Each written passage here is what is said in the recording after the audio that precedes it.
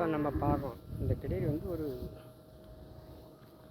3 கலர்னாலும் நல்ல ஒரு தரமான கிடேரினா ஒரு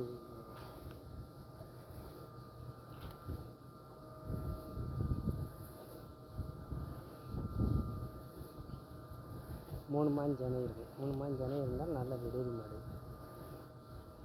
கிடேரி மாடுனா நல்ல கலரு 3 கலரு நல்ல ஒரு தரமான கலரு.